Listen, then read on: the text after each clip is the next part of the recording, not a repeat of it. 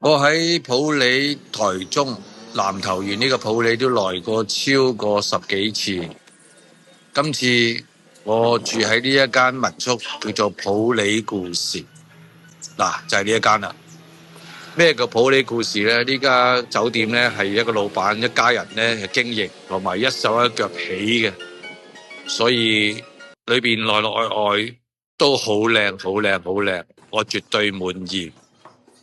我覺得我以後再嚟親普利，我都會入住呢一間酒店，早餐啊、房間啊、設施啊咁樣，我係絕對滿意。